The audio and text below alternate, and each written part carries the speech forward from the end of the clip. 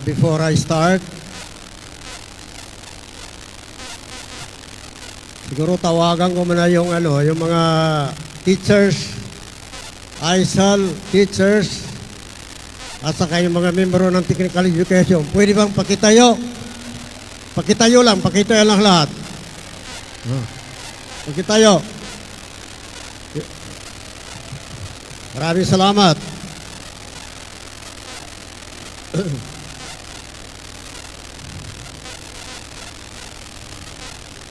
Bismillahirrahmanirrahim. Alhamdulillahi Rabbil Alamin. Assalatu wassalamu ala asrafil mursalin Sayyidina Muhammad wa ala alihi wasallam. Amma ba'd. Assalamualaikum warahmatullahi wabarakatuh.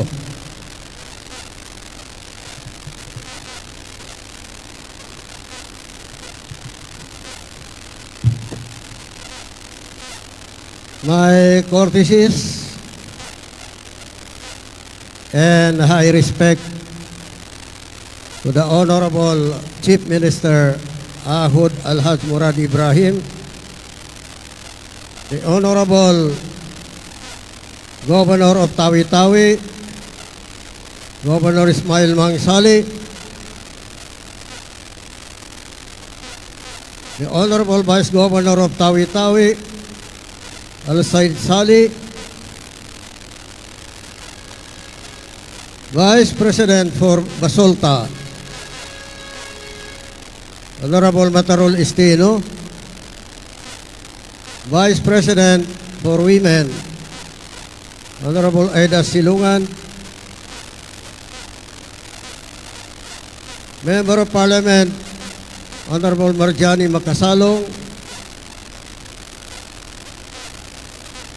Minister Honorable Shah Elijah Sumama Alba, Member of Parliament Brother Eddie Ali, Member of Parliament Honorable Lanang Ali Jr.,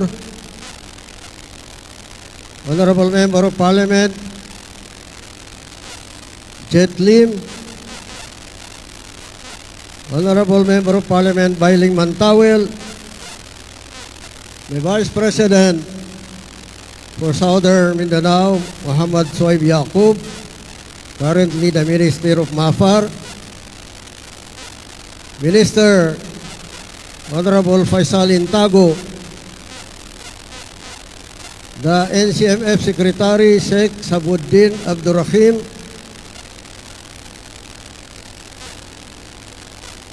the Vice Governor of Maguindanao del Norte, Honorable Abdul Nasir Tong Abbas, Director General Tahir Nal, Director General Engineer Muhajirin Ali, all UBGP Provincial Chief Executive Officers,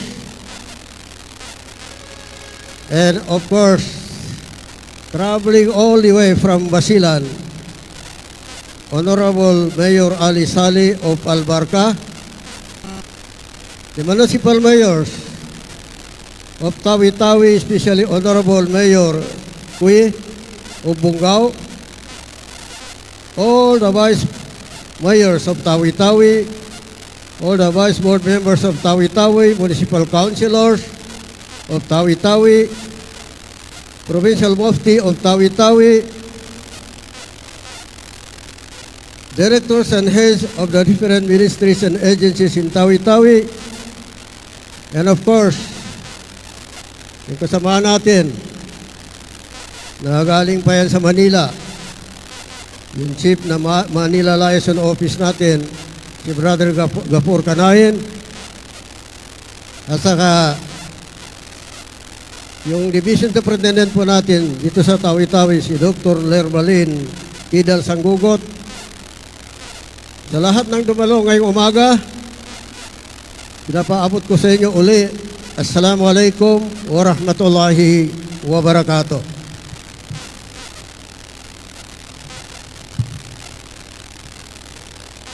Bago ang lahat,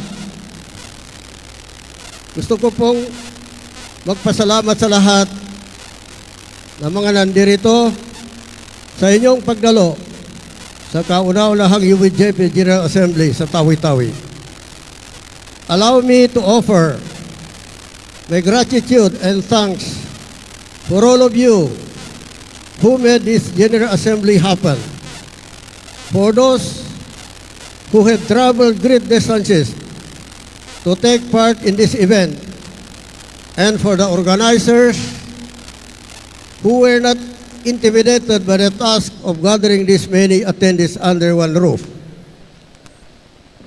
I would like to extend my gratitude and appreciation to the Honorable Governor Ismail Mangsali for graciously hosting the first UVGP General Assembly in Tawi-Tawi and for his abiding faith and support to the cause of the United Bangsamoro Justice Party.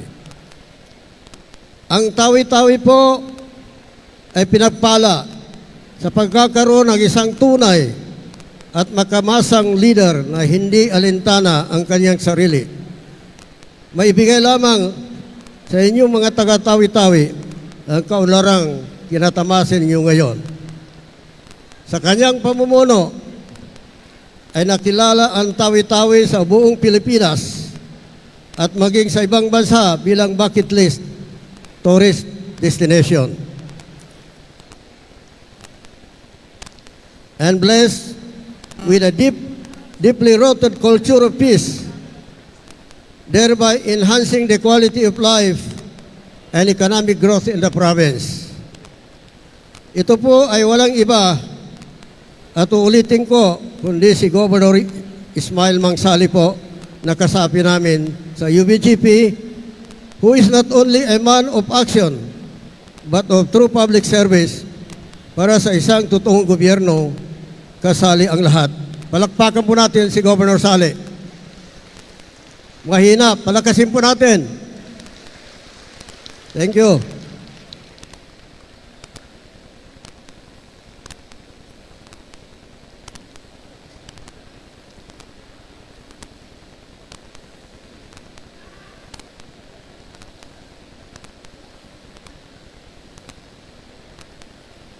Ang aking acknowledgement at saludo ay hindi makukumpleto kung hindi mabanggit ang kanyang nakatatandang kapatid na si Mayor Abdul Hassan Sali ng isang tunay na mujahid.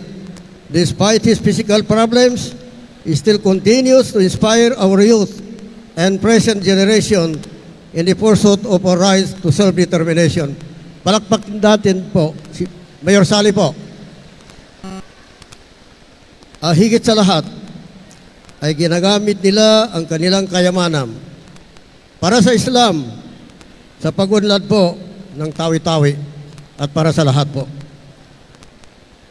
I would like also to acknowledge the other revolutionary leaders, both top 90 and top 300, who are present here today.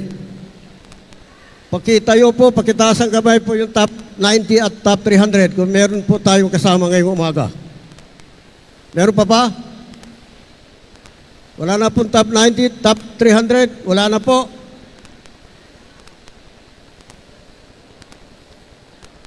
For without them,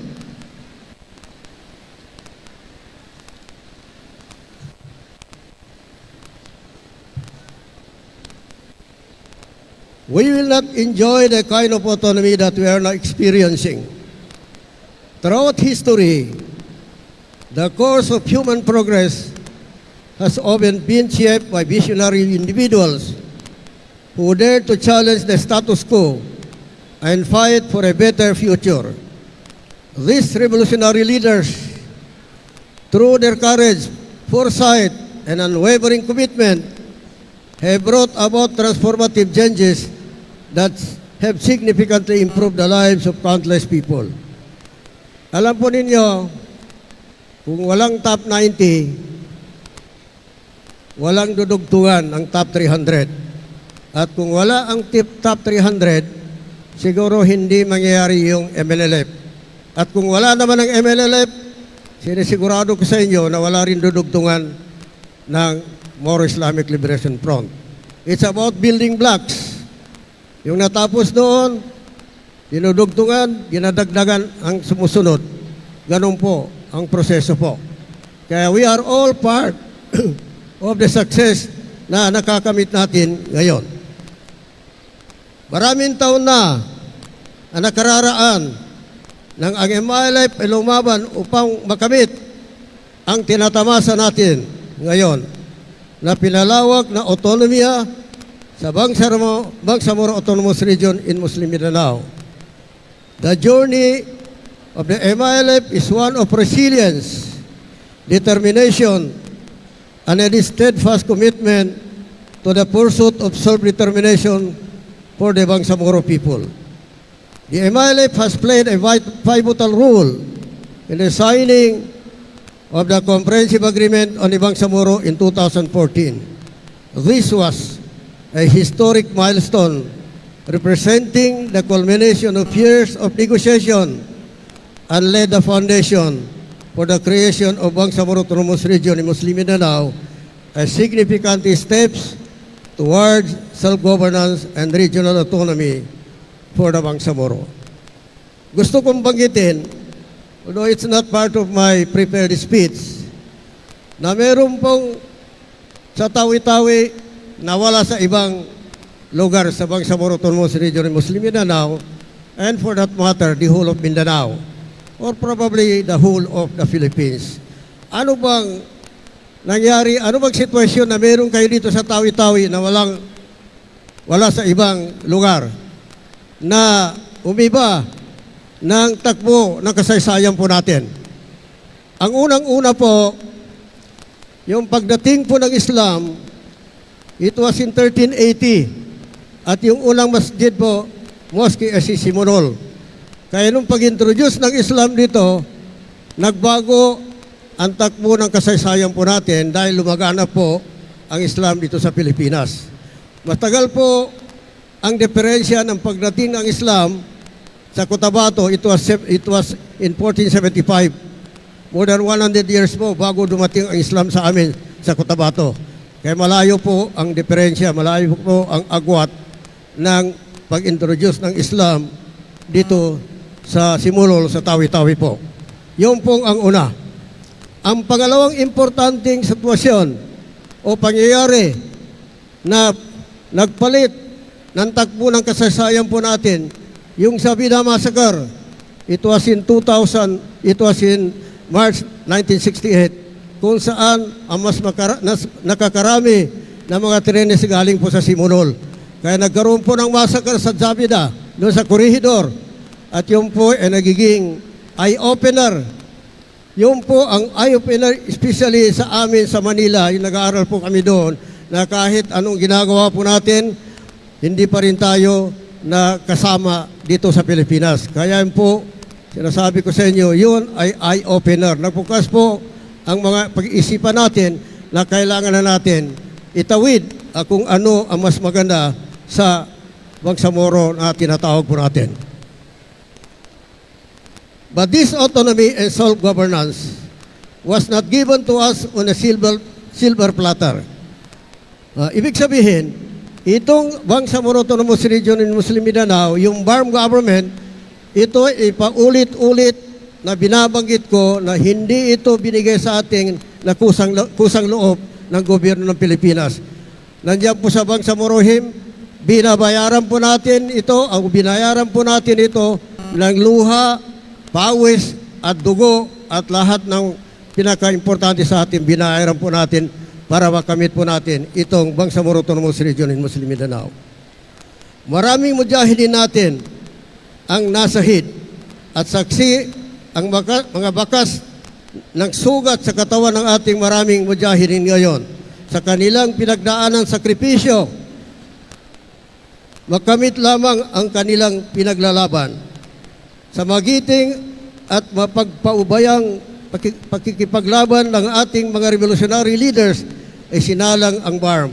Kaya, sa pagbibigay ay nakatatanggap tayo sa pagkakawala ay nakatagpo tayo at mula sa pagkabigo ay nakamit natin ang tunay na tagumpay. Alhamdulillah. The birth of the Bangsamoro Autonomous Region in Muslim Mindanao is a turning point in history, and this happened because our revolutionary leaders in the MILF never gave up on the struggle to self-determination. They did not lose focus on the vision of making the words of Allah supreme. For indeed, whoever puts their trust in Allah, He will send help to them from places they could have never imagined. The Burma government is now run by the same revolutionary leaders with the same vision and who are working tirelessly towards the institutionalization of moral governance, people empowerment, and public service. Marami na po tayong nagawa simulan nang mag-umpisa ang BARM noong 2019. Sa Ministry of Basic, Higher and Technical Education lamang, kung saan ang iyong lingkod, ang minister, we have made significant strides in advancing education in the region. Among its notable accomplishments, MBSTE has significantly increased success or access to quality education by establishing new schools and enhancing existing educational infrastructures. Nakakapagtayo na po tayo ng 2,125 classroom para sa basic education. Kung dati ay 3 probinsya lamang, ngayon ay lahat ng probinsya sa BARM ay mayroon ng provincial training centers para makapag-training ang sinuman sa technical education. To improve educational outcomes and ensure a brighter future for the Bangsamoro learners, we have prioritized recruitment and retention in the ministry. We have hired a total of 4,780 MBHD personnel, 4,107 of whom are teachers, while 673 are non-teaching positions. Kasama na po sa numerong ito ang ISAL teachers sa Madares, mga principals at school nurses. In Tawi-Tawi alone, 397 teaching and non-teaching personnel were hired to join the Ministry of Basic, Higher and Technical Education. Of this number, 178 are teachers, 1,175 teacher 2, isang principal 1 and 10 nurse who were deployed in basic education. For technical education, we already hired 1 provincial director, 2 technical and 2 administrative positions. And for higher education, we also hired 1 provincial director, 1 technical and 1 administrative position. We believe that investing a well-trained dedicated educator is essential in addressing education inequities. At lahat po ito ay nagawa natin sa loob lamang ng 5 taon. At habang tayo ay nandirito, patuloy pa rin po ang hiring at mga construction ng school building at ibang infrastruktura projects ng MBHTE para masiguradong walang Bangsamorong batang na may iwanan pagdating ng education. At saka gusto ko na rin i-announce ngayon na very soon, isasalang na po namin ang posisyon ng School Division Superintendent at saka Assistant Division Superintendent para sila po ay maging permanente. Palakpakan po natin.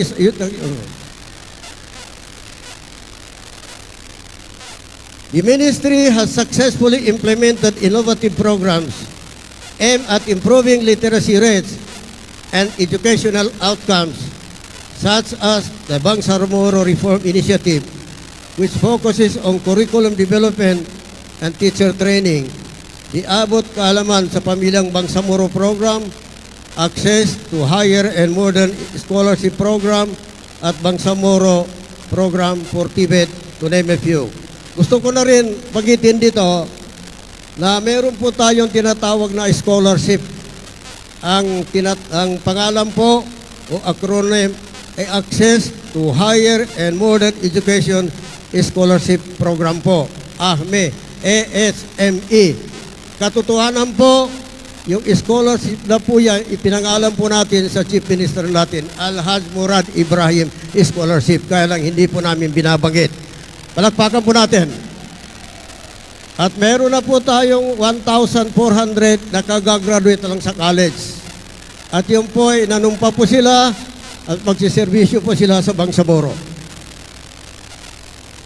Additionally, MBST has prioritized inclusive education, ensuring that marginalized communities, including indigenous peoples and those in remote areas, receive equitable educational opportunities. But let us not forget again, that the autonomy that we are now enjoying is the result of decades of struggle and sacrifice. Uulitin ko, hindi po ito basta-basta natin nakamit. Ito po ay bunga ng ating revolusyon or jihad, bunga ng pawis, dugo at buhay ng ating mga mujahidin. Kaya nakasalalay sa mga balikat natin ngayon ang tungkulin, ipagpatuloy po natin ang kanilang naumpisahan.